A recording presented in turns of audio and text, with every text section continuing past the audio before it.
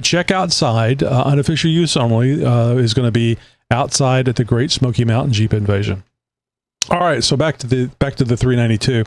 So Jeep lied about the 392, and I think it was smart that they can take the criticism for the lie, because they're going to continue doing the 392. And not only are they doing the 392 in the Wrangler, they're going to be putting it in a Gladiator. At least that's the rumor. They're talking about putting a V8 back in the Grand Cherokee. If you're ready for the great outdoors, make sure your truck is too. Ready to haul, ready to tow, and ready to take along everything you need for a day on the water or a day break in the woods. Because no matter what kind of game you're chasing, we say bring it. To the honey hole, to the hunt, to whatever you love to do, and whatever the outdoor brings your way. Because you can't bring home a trophy unless you bring home a truck that's got your back. Real truck. Bring your truck to life. Hey, this episode of the Jeep Talk Show is brought to you by Windshield Defense. You know, adventure doesn't wait for a cracked windshield. Windshield Defense by Racing Optics is like a screen protector for your phone. Triple layer, race tested, and installs in just 20 minutes. Save 20% with code JTS20 at windshieldefense.com. The clear choice. Hey, welcome to another episode of the Jeep Talk Show. This is our flagship episode. It's a new show every Tuesday. Well, except when it's a rerun. I was just getting chewed on today by somebody on Discord about they don't mind reruns, but damn it, would you say it's a rerun? They don't want to start while watching or listening to it, only to find out, that thing. I think I remember this. I think I remember seeing this. I think I remember hearing this. Oh, damn it, it's a rerun. So yeah, that's good feedback. I didn't think about that. It's hard enough doing all this stuff and not thinking about it from the end user standpoint. So whenever you give me feedback, I like it. It helps. It helps you. Help me help you. Anyway, on this episode of the Jeep Talk Show, by the way, I'm alone today. It basically means I'm unsupervised, which is slightly worse than whenever I have somebody here supervising me. But anyway, I'm unsupervised. It's because everybody's getting ready for the Great Smoky Mountain Jeep Invasion. April, I wasn't able to be here, so I'm not going to be recording with her for Flagship 2. And Greg from the Platinum Off-Road Drivetrain, he's got some things going on, so he wasn't available, but the show must go on, right? All right, so tonight we're going to be talking about the EPA. It's good. Don't freak out. Don't moan. Go, oh no. It's actually really, really good news. Going to talk some more about the 392, the V8s in Jeeps. Are they staying? Are they going? You already know the answer to this. I know, because it's big news. But I have my opinions that you might want to hear. My take on it. You've seen what everybody else has to say about it. I'm excited, and I'll just say I don't mind being lied to. So with that, let's get this show on the road, or this road on the show. All right, before we go too far into the show, let's welcome our newest Patreon subscriber, Stefan Abner. Grok, would you do the honors and welcome Stefan in here? Yo, Stefan Abner, you crazy son of a bitch. Welcome to the Jeep Talk Show madness. Dropping a full year's Patreon sub up front? That's some big dick energy, my man. You're now part of our off-road, tire-screeching, mud-flinging lunatic asylum. Picture this. You're blasting through the trails in a souped-up Jeep, spark plugs up your ass for extra horsepower, blasting a death metal banjo cover of Sweet Caroline while we narrate your epic ride like it's the fucking apocalypse. Stefan, you're locked in for 12 months of pure, unhinged Jeep chaos. Think monster truck orgies, or me teaching you how to jerk off with a torque wrench. What's the first trail you want to tear up with us, you glorious madman? But can you switch hands and gain a stroke is what I'm saying. All right, well, Grok, that was totally uncalled for, but welcome, Stefan. We really appreciate you being a Patreon subscriber.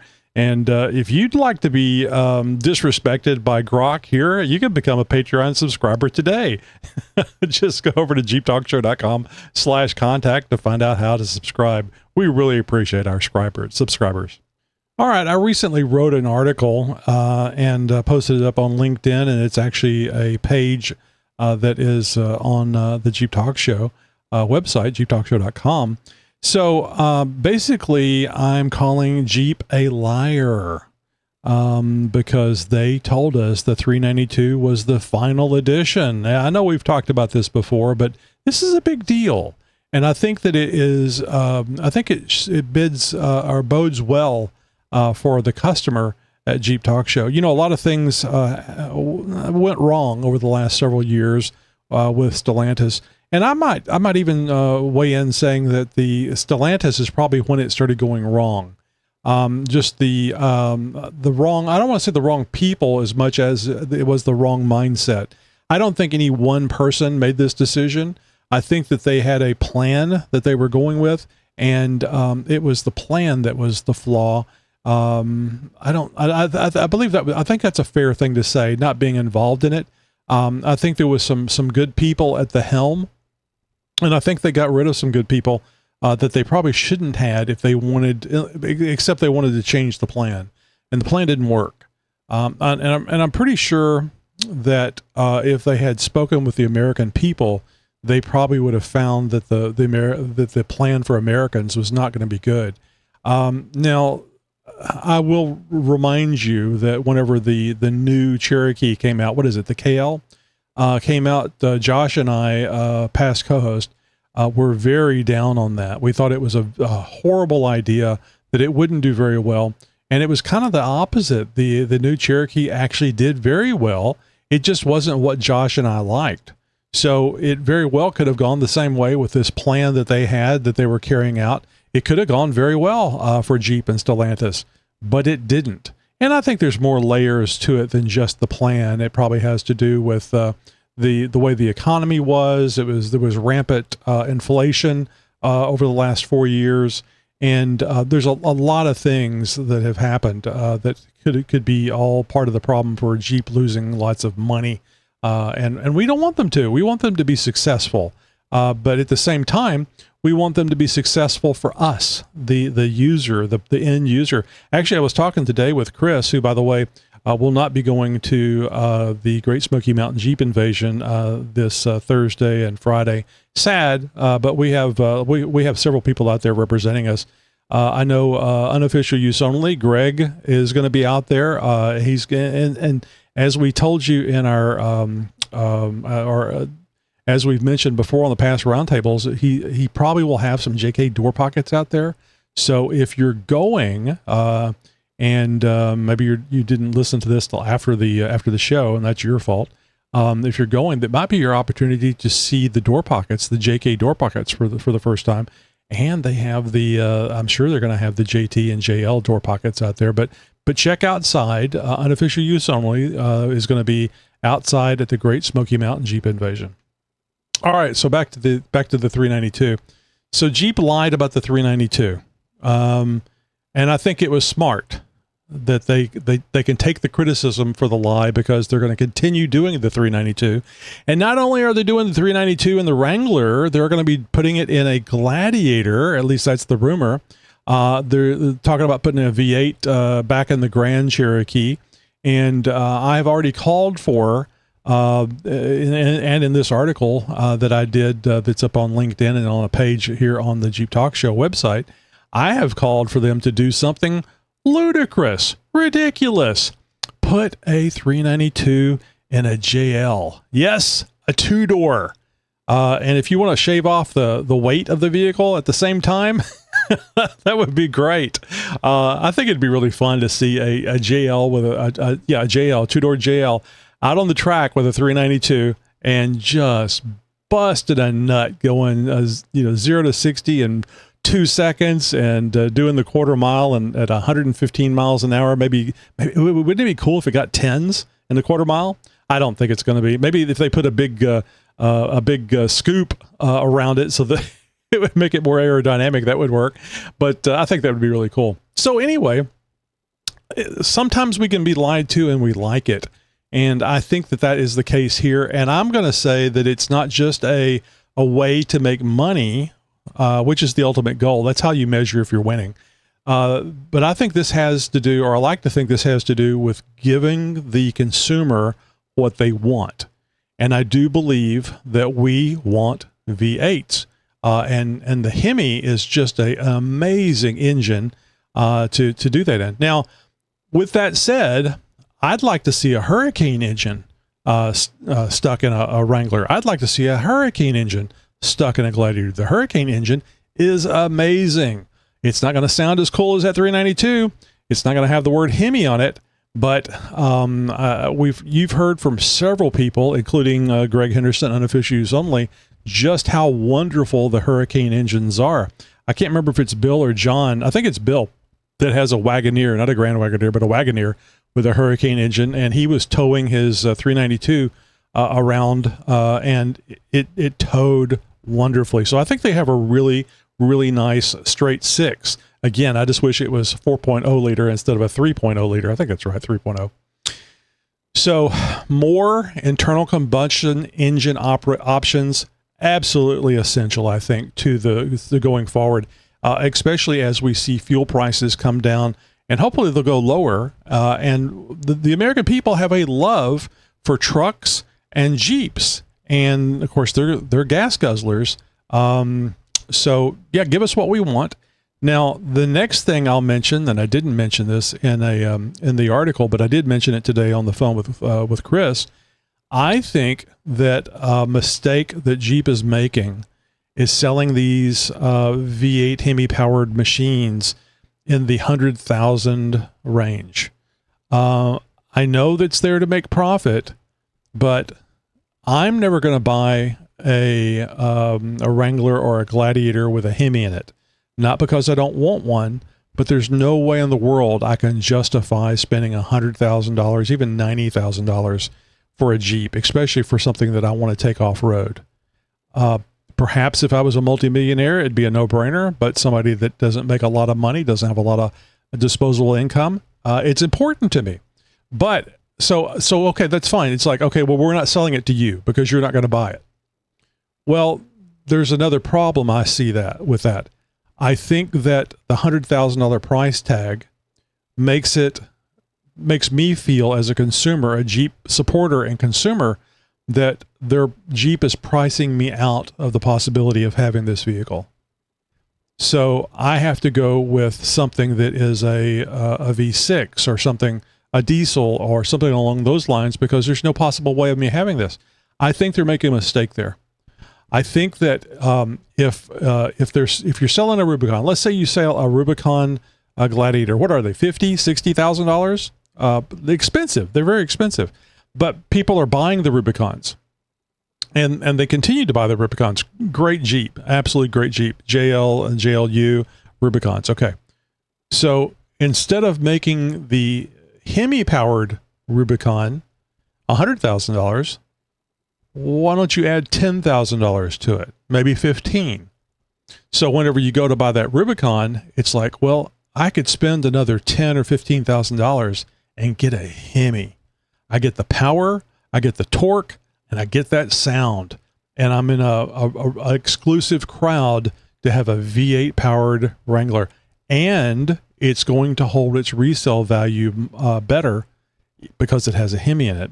Because people are there's going to be people that won't spend another $10,000 or $15,000 for it. So you're going to be still be in that exclusive club. And that is tantalizing while you're there at the dealership and you're looking at the Rubicon. You go, oh, this is wonderful. This is exactly what I want.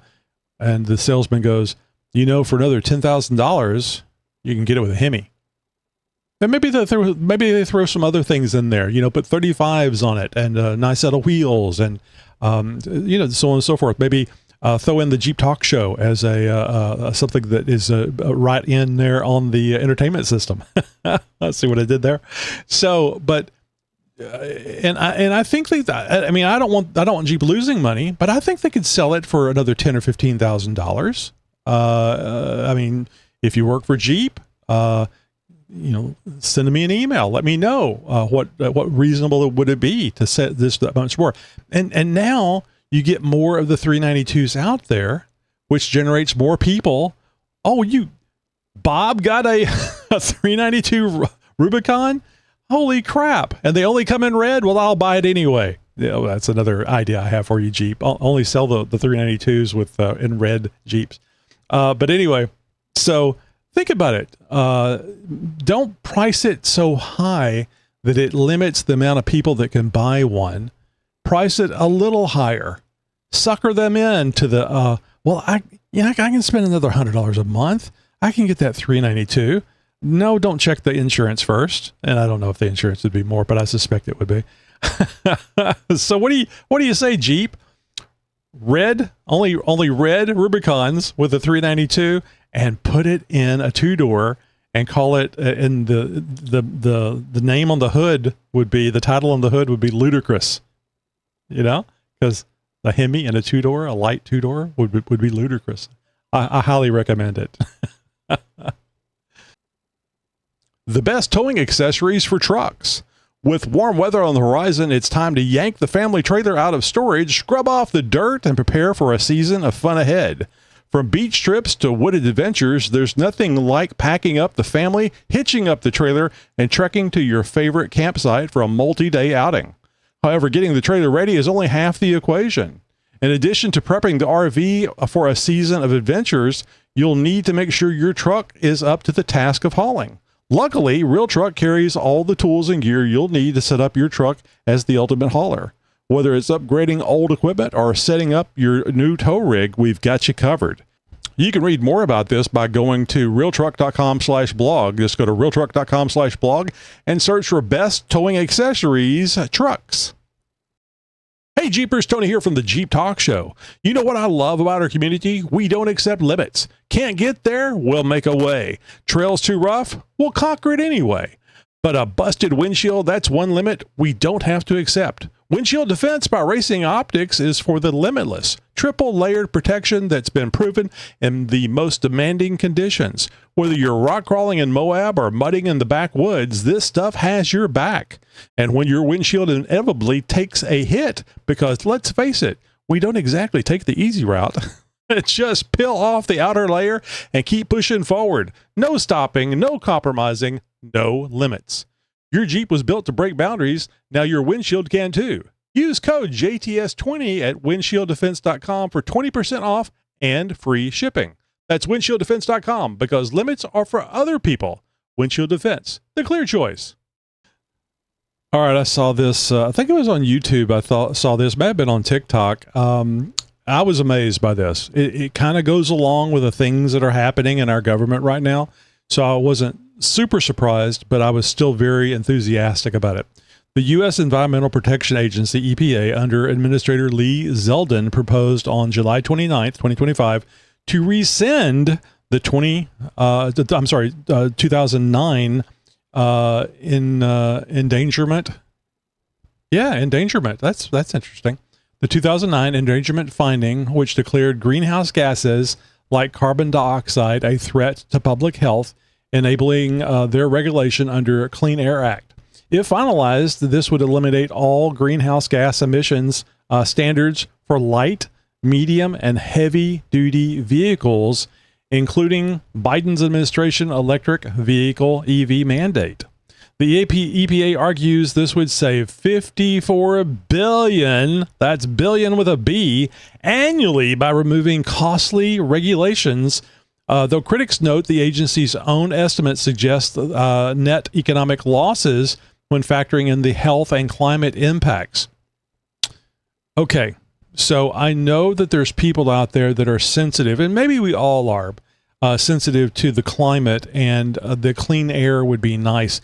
And don't get me wrong, I think clean air is wonderful. Clean water is wonderful. Clean food is wonderful. Anything that we're putting into our bodies, whether we eat it or inhale it, is going to be better for us. But there needs to be a balance. You cannot just say, well, nope, we're not going to do this, because we're not talking about anybody that's going to instantly die, I don't think.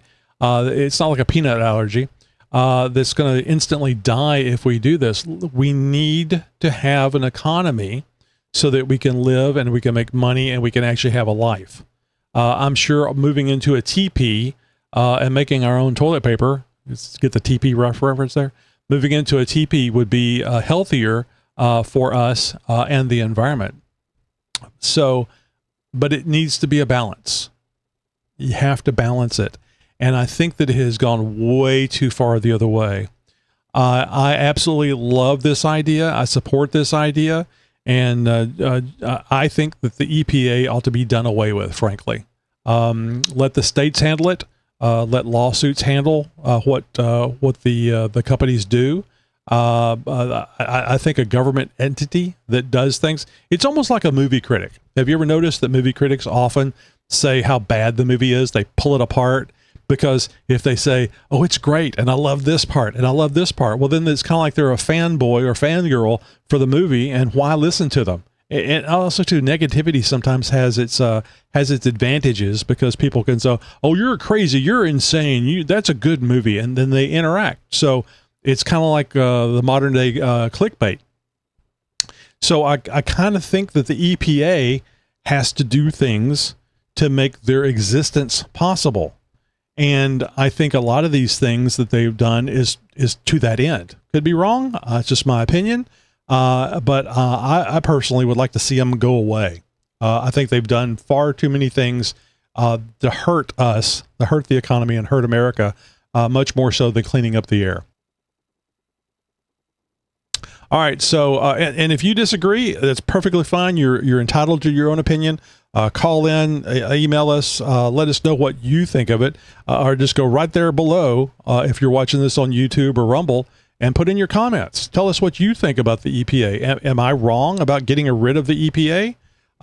Would it be something, maybe you have a loved one in your life, maybe it's you, that you're fearful of the air and the water being dirty and it hurting your life because of some disease that you happen to have. And if you have the disease because you've been smoking all your life, I don't want to hear from you. You should have stopped that a long time ago. All right. So anyway, Lee Zeldin mentioned this, and I need to find the video. If I can find the video, I'll put it up here in this video. I remember him saying, no, I'm not talking about just rolling things back.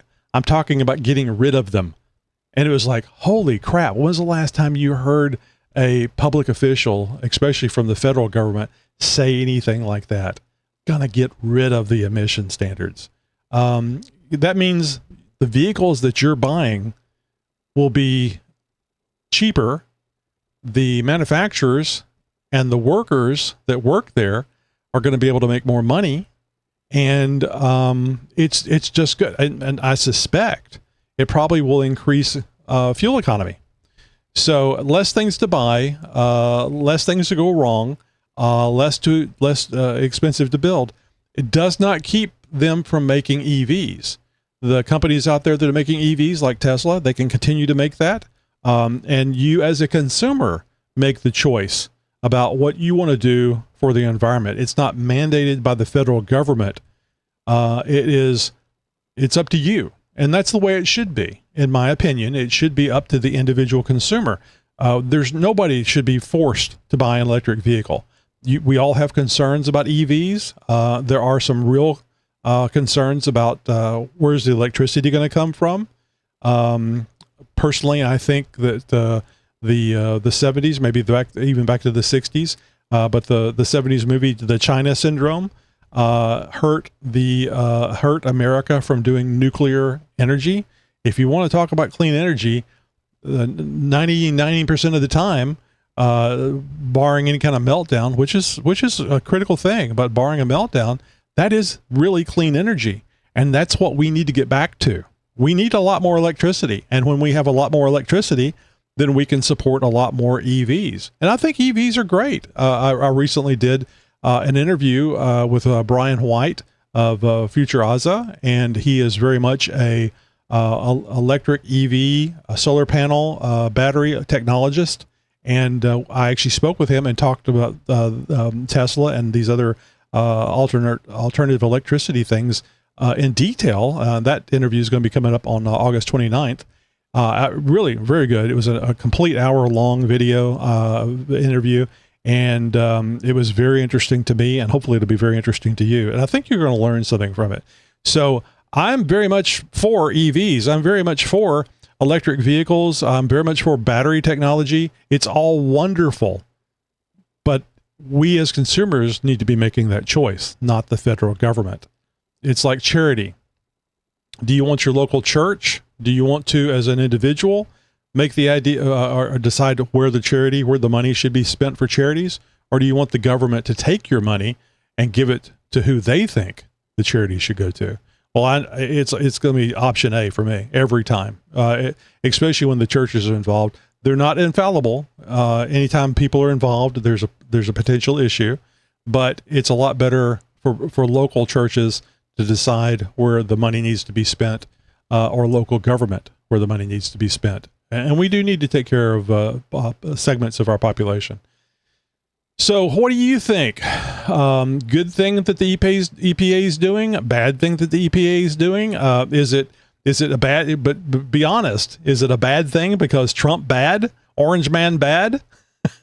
If that's the case, maybe you should try logic and facts and not just emotion. You can do it however you want to do it.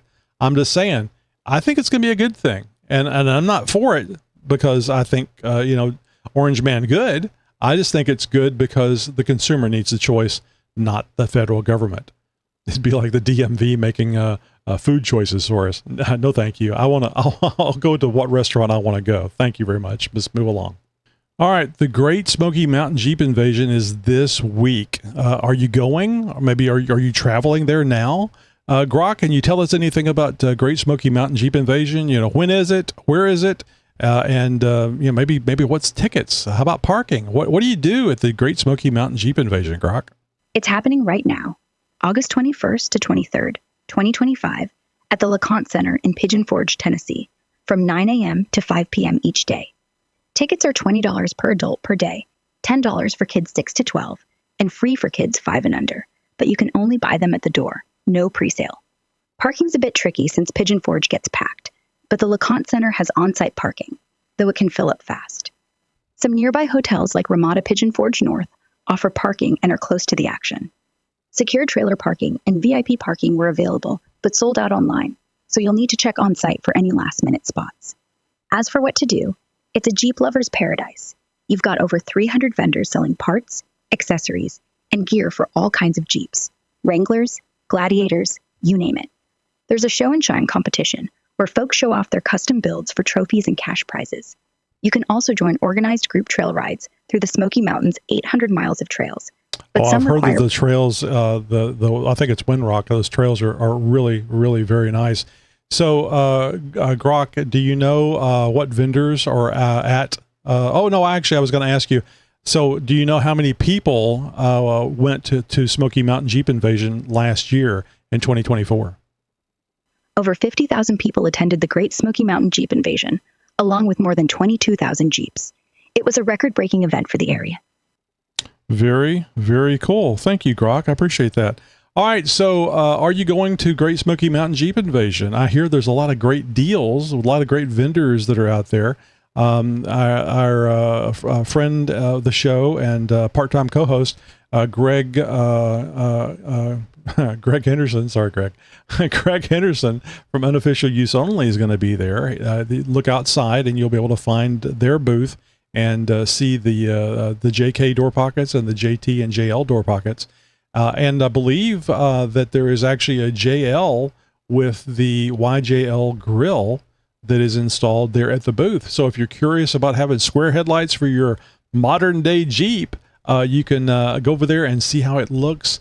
Derek painted the grill to match the rest of the Jeep, and I think it looks pretty damn good.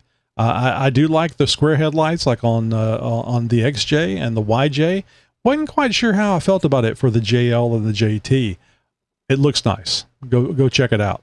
So if you're going to Great Smoky Mountain Jeep Invasion, make sure you tell people about the Jeep Talk Show and say, where the hell are they? Well, we get more viewers and listeners. We might be able to go next year. Now, truth be told, we do have April, who is our flagship 2 co-host. April is out there. You can find her at the Midland booth. That's Jeep Daisy.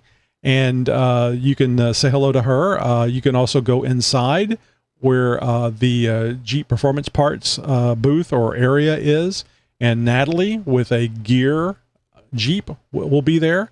Make sure you say hello to Natalie. Natalie has been on many of our past episodes and continues to be on our Chick Chat episodes. Let's see who else is going to be there. Chris is not going to be able to make it, unfortunately. Some family things came up, and he's taking care of those things, getting his kids back in college. Who else? So, again, I mentioned Greg. Oh, and Greg said he's going to have some Jeep Talk Show stickers. So make sure you find the unofficial use only booth and grab you a Jeep Talk Show sticker. And if you wouldn't mind, if you do get a Jeep Talk Show sticker, whether it's from Natalie or Greg, and you're going to put it on your Jeep, send us a picture. Love to see that on Instagram. Just do the hashtag Jeep Talk Show. So are you going to Great Smoky Mountain Jeep Invasion? Just comment below and let us know. Hey, this is Nicky Jean. Did you know that somebody here in North Carolina recently stole a Jeep Gladiator and used it to commit a crime? Yeah, they stole 3 tons of hair from a wig factory. Yeah, police are combing the area. All right, boys and girls, I'll chat you later and have a good one. Bye.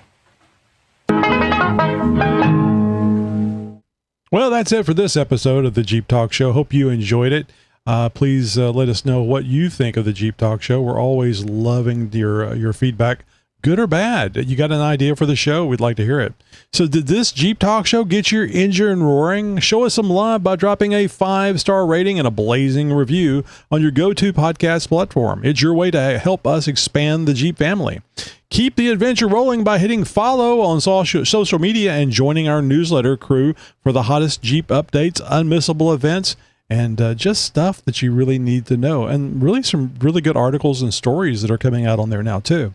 Got a burning question or a wild idea for our next episode? Fire it over to us at xjtalk.com/contact. Thanks for cruising with us, and get ready for more thrilling journeys ahead. Grok, take us out. Hell yeah, you filthy animals.